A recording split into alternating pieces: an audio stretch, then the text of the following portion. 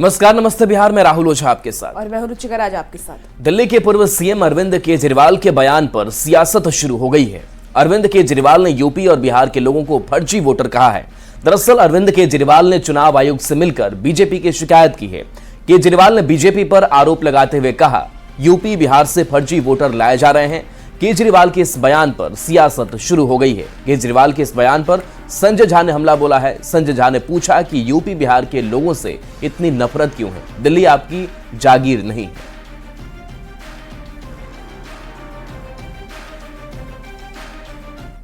13,000 नए लोग कहां से आ गए?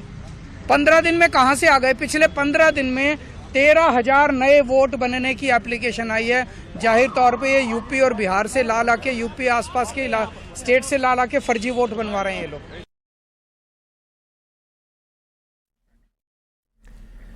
तो एक्स पर संजय झा का पोस्ट भी अब सामने आया है। बिहार यूपी के लोगों से आपको इतनी नफरत क्यों है? जो केजरीवाल का ये बयान सामने आया कि जो वोटर्स की संख्या है वो बढ़ाई जा रही है, बिहार यूपी के रहने वाले लोग हैं, जिस पर लिखा है कि बिहार यूपी के लोगों से आपको इतनी नफरत क्यों है? अरविंद केजरीवाल जी, संजय झा का ये पोस्ट आपको भूलना नहीं चाहिए कि दिल्ली आपकी जागीर नहीं है, देश की राजधानी है और सभी देशवासियों की है। बिहार यूपी के लोगों ने अपनी मेहनत और प्रतिभा के बल पर दिल्ली ही नहीं दुनिया भर में मुकाम हासिल किया है। आपने जो खुद के लिए शीश महल बनवाए हैं उसमें दिल्ली में रहने वाले बिहार यूपी के लोगों के टैक्स के पैसे भी लगे हैं। आगे लिखते हैं कि आपके द्वारा बिहार यूपी के लोगों को बार बार अपमान बर्दाश्त के काबिल नहीं है। आपको तुरंत माफी मांगनी चाहिए।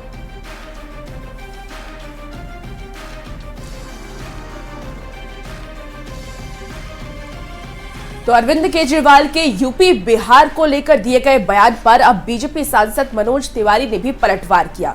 मनोज तिवारी ने कहा कि फर्जी अरविंद केजरीवाल हैं। अरविंद केजरीवाल के वादे फर्जी हैं। यूपी और बिहार के लोग झूठी सोच नहीं रखते हैं। वीरेंद्र जी ने कि कई बार नेचुरल जो आपकी नीयत होती है वो दिखती है बाहर, मगर आज मैं पूछना चाहता हूं अरविंद केजरीवाल, आपने हिम्मत कैसे किया पूर्वांचल के लोगों को, उत्तर प्रदेश बिहार के लोगों को फर्जी कहने का? फर्जी आप हैं, फर्जी आपके वादे हैं अरविंद केजरीवाल, आम आदमी पार्टी। फर्जी आपके होर्डिंग है, फर्जी आपके आचरण है, फर्जी आपकी नीयत है। इलीगल बांग्लादेशी घुसपैठियों और रोहिंग्यास को ला करके फर्जी वोट बनवाते रहे। आज जब लोगों ने शिकायत की तो आपको जलन हो रही है। अरविंद केजरीवाल के बयान पर बीजेपी के राष्ट्रीय अध्यक्ष जेपी नड्डा ने निशाना साधा है। जेपी नड्डा ने सोशल मीडिया एक्स पर लिखा है कि अरविंद केजरीवाल को चुनाव में अपनी हार का डर सताने लगा है तो बौखला कर वे उत्तर प्रदेश और बिहार के हमारे भाई बहनों के खिलाफ अनर्गल बयानबाजी पर उतर आए हैं। जनता इसका जवाब जरूर देगी।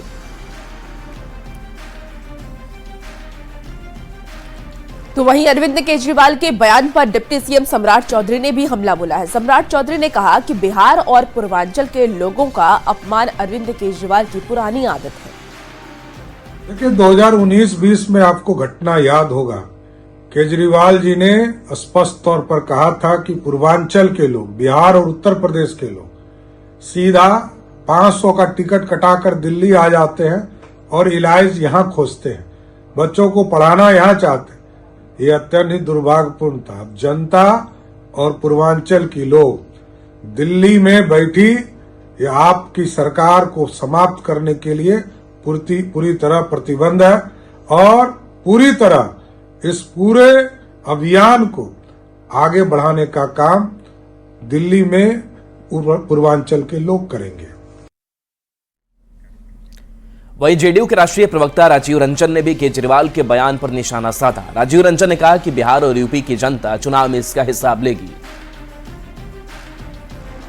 को बार बार केजरीवाल जी क्यों अपमानित करते हैं? क्या उन्हें इस बात का एहसास नहीं है कि दिल्ली में चुनाव होंगे तो बिहार के लोग इसका हिसाब चुकता करेंगे? तो निसंदेह बिहार की जनता ने भी ये मन बना लिया है कि जो भी बिहारी मतदाता हैं दिल्ली में, वो पुरजोर तरीके से कोई कोर कसर नहीं छोड़ेंगे कि आप पार्टी की नैया डुबोकर वो एनडीए की सरकार बनाने में आगे बढ़ चढ़ करके हिस्सा लें। तो इधर बीजेपी सांसद गोपाल जी ठाकुर ने केजरीवाल के बयान पर निशाना साधा है। गोपाल जी ठाकुर ने केजरीवाल से माफी मांगने को कहा। बीजेपी सांसद ने कहा कि बिहार और यूपी की जनता चुनाव में केजरीवाल को सबक सिखलाएगी। मुख्यमंत्री श्री अरविंद केजरीवाल के द्वारा जो बिहार और यूपी के लोगों को फर्जी मतदाता बताने का काम किया है, यह अपमानजनक बात है। इसको हम घोर निंदा करते हैं और इनको पूर्वांचल के लोगों से माफी मांगना चाहिए। और पूर्व में भी इन्होंने कहा था जो बिहार और यूपी के लोग 500 रुपया लेके आते हैं और 5 लाख का इलाज करा के चले जाते हैं, उसको बारंबार अपमान करते हैं। इसलिए अरविंद केजरीवाल को आने वाला जो चुनाव है उसमें पूर्वांचल के लोग बताने का काम करेंगे। लोकसभा चुनाव से पहले बना इंडिया गठबंधन बिखरता दिख रहा है। दिल्ली में ममता बनर्जी और अखिलेश यादव ने कांग्रेस से किनारा किया तो तेजस्वी यादव ने साफ कह दिया कि इंडिया गठबंधन सिर्फ लोकसभा चुनाव के लिए था। जवाब में कांग्रेस के नेता भी कहने लगे हैं कि हमें हल्के में ना लें।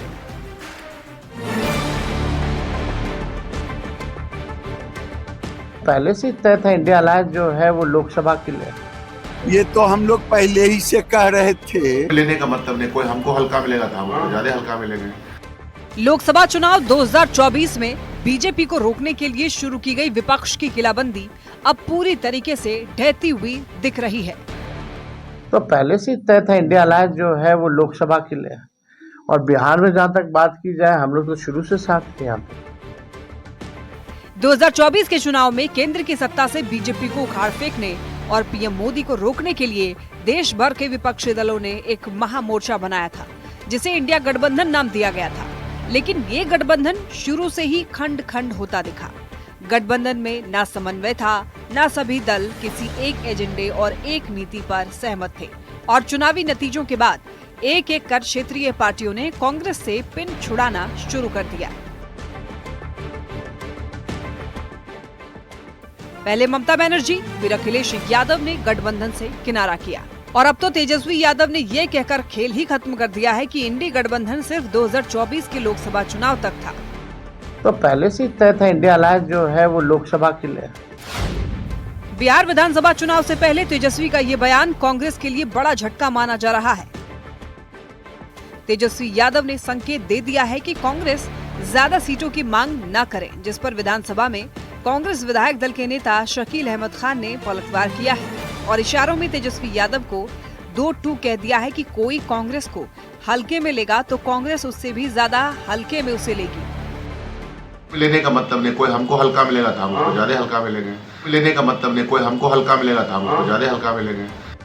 केजरीवाल की आम आदमी पार्टी, अखिलेश यादव की समाजवादी पार्टी, टीएमसी की ममता बनर्जी ने जिस ढंग से कांग्रेस को आंख दिखाया है और रही सही कसर पूरी कर दी, तेजस्वी यादव ने ये कहकर कि गठबंधन लोकसभा चुनाव के लिए ही था। तो ऐसे में सवाल ये है कि क्या फिर मान लिया जाए कि एक था इंडी गठबंधन। न्यूज़ 18 के लिए पटना से संजय कुमार के साथ ब्यूरो रिपोर्ट। इंडिया अलायंस पर तेजस्वी यादव के बयान पर सियासत तेज है। गिरिराज सिंह ने कहा कि सब मोदी के डर से एक प्लेटफॉर्म पर आए थे, तो दिलीप जायसवाल ने कहा कि इंडी गठबंधन पूरी तरह से समाप्त हो चुका है। उपेंद्र कुशवाहा ने तंज कसते हुए ये कहा कि इंडिया अलायंस में सिर फुटअव्वल है, तो कांग्रेस विधायक अजीत शर्मा का बयान सामने आया, कांग्रेस अकेले भी चुनाव लड़ सकती है। तेजस्वी यादव है वो इंडिया गठबंधन का अस्तित्व पर भी सवाल खड़ा करते हुए कहा कि इंडिया गठबंधन सिर्फ लोकसभा चुनाव के लिए बना था। अरे भाई, ये तो हम लोग पहले ही से कह रहे थे कि मोदी जी के डर से ये सब एक प्लेटफॉर्म पर आए और ये अब कांग्रेस जाने, जो उनके साथ हैं वो जाने। कांग्रेस ने जिस तरह से माहौल बिगाड़ा है इस देश को, तो मैं ये कह सकता हूं कि इंडी गठबंधन के जितने भी नेता हैं, धीरे धीरे करके सभी लोग राहुल गांधी और कांग्रेस के जहाज से उतर जाएंगे, क्योंकि आने वाले समय में वो जहाज डूबने वाला है। इंडिया ब्लॉक में जो भी पार्टी है, सब स्वार्थ के आधार पे दोस्ती एक दूसरे से करते हैं। स्वार्थ के आधार पे जहां दोस्ती होगी, जहां कोई पब्लिक का इंटरेस्ट नहीं, नेशन का इंटरेस्ट नहीं, वहां तो इस तरह की स्थिति हमेशा रहेगी। और इसलिए ऐसी स्थिति है, अलग अलग नेता अलग अलग पार्टी के अलग अलग बयान देते हैं, तो स्वाभाविक रूप से सिर्फ फुटबॉल की स्थिति है और इंडिया ब्लॉक में यही स्थिति रहने वाली है। और जो शब्द शकील अहमद खान ने कहे कि अगर कांग्रेस को कोई हल्के में लेगा तो कांग्रेस भी उन्हें हल्के में लेगी, बिल्कुल साफ है कि इंडिया गठबंधन का वजूद बिहार में समाप्ति के कगार पर है। मिलकर ये दोनों और इनके साथी दल लड़ते तब भी इनका सफाया होना तय था। बिल्कुल, हम तो मानते हैं कि हम लोग का बिहार में गठबंधन अभी भी है। बिल्कुल संविधान और लोकतंत्र बचाने के लिए अगर जरूरत पड़ेगी, मैं आदरणीय राहुल गांधी से आग्रह करूंगा, आप अकेले भी चुनाव लड़िएगा, जनता आपके साथ रहेगी। निश्चित तौर पर हम लोग गठबंधन में हैं। बिहार में जहां तक हम सवाल है, गठबंधन में है। मुझे पूर्ण उम्मीद है कि पूरा गठबंधन रहेगा और आदरणीय तेजस्वी यादव ने ऐसी कोई बात नहीं कही है कि बिहार में गठबंधन नहीं रहेगा।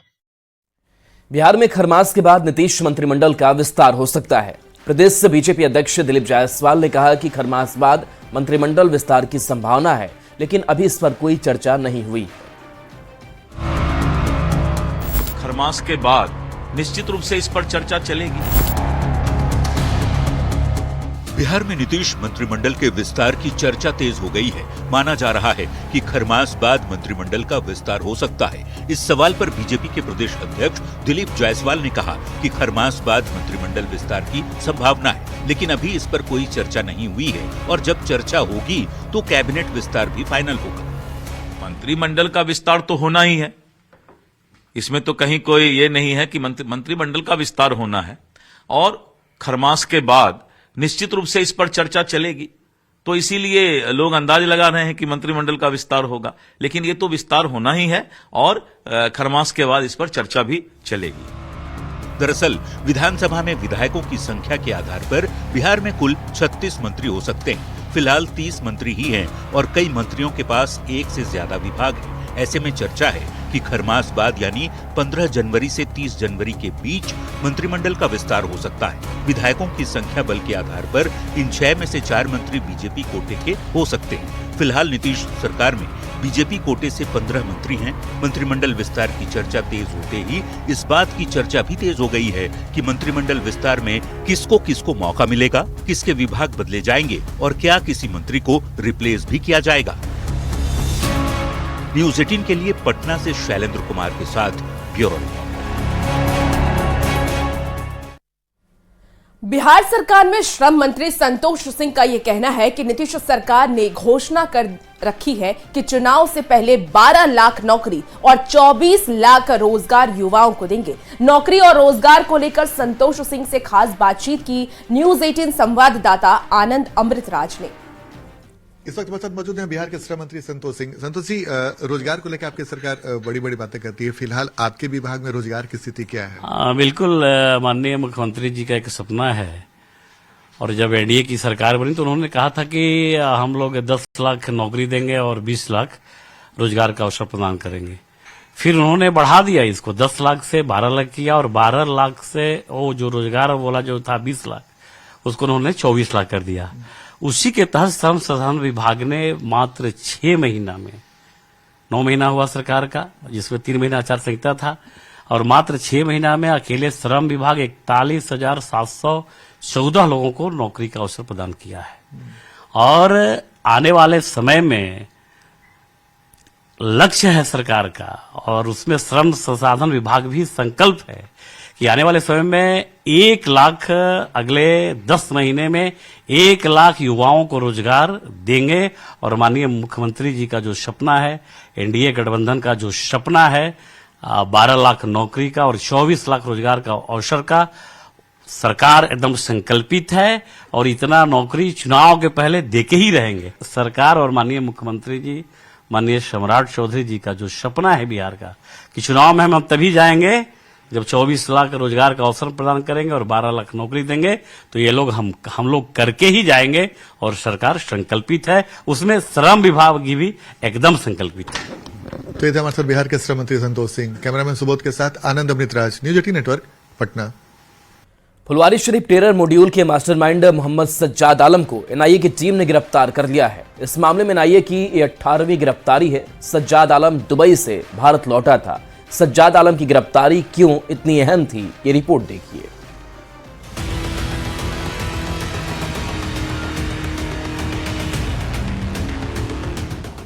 आपको ये तस्वीरें याद होंगी जब फुलवारी शरीफ के पीएफआई टेरर मॉड्यूल का पर्दाफाश हुआ था। इस टेरर मॉड्यूल का प्लान जानकर हर कोई सन्न रह गया था। ये मॉड्यूल एक खास समुदाय के लोगों को ट्रेनिंग दे रहा था। इस मॉड्यूल का मकसद भारत में गजवाए हिंद की स्थापना थी।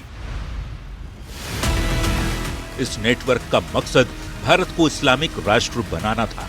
अब इस पूरे मॉड्यूल के मास्टरमाइंड और पीएफआई मॉड्यूल को फंडिंग करने वाले मोहम्मद सज्जाद आलम को पुलिस ने अरेस्ट कर लिया है। सज्जाद आलम दुबई से भारत लौटा था। एनआईए की टीम ने उसे विमान से उतरते ही दबोच लिया।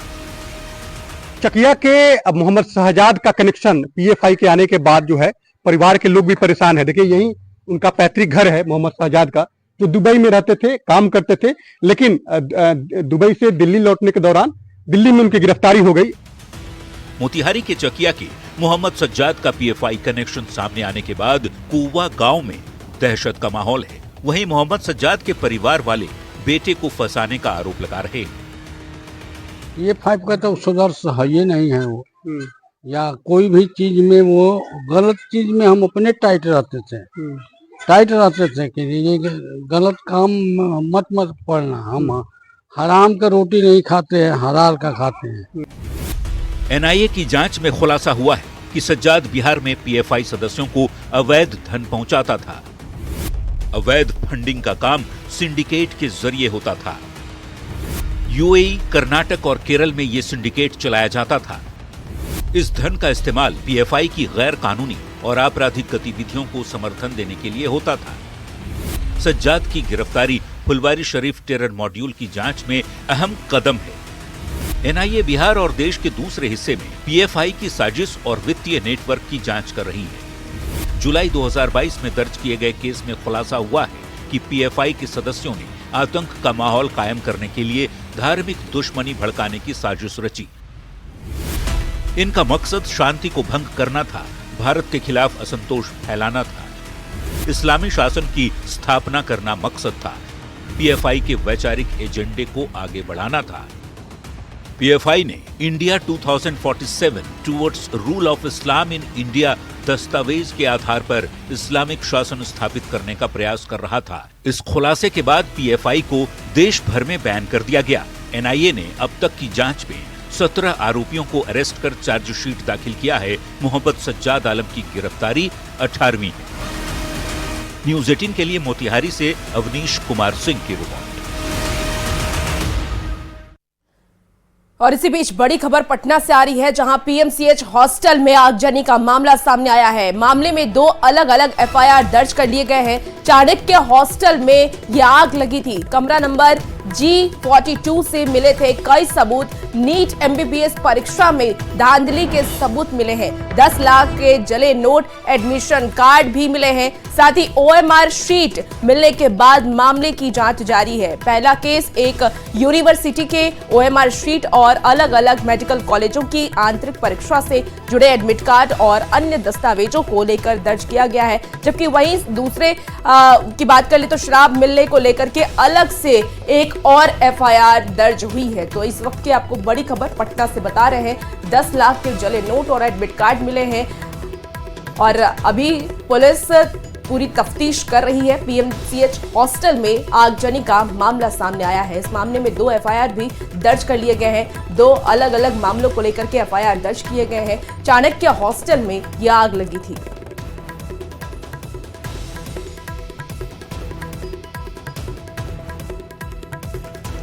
और पटना से बड़ी खबर है, सूत्रों के हवाले से खबर है, बिहार में शिक्षकों का आज से ट्रांसफर शुरू होगा। पहले फेज के शिक्षकों को आज से सूचना मिलेगी।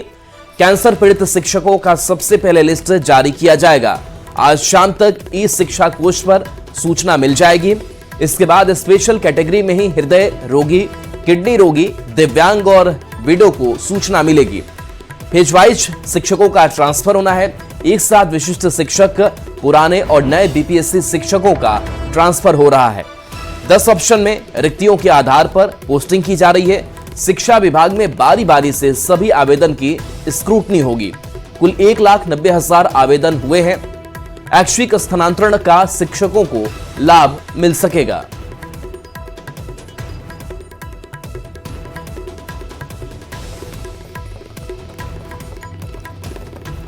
तो फिलहाल रुकते हैं एक छोटे से ब्रेक के लिए, जल्द हाजिर होंगे।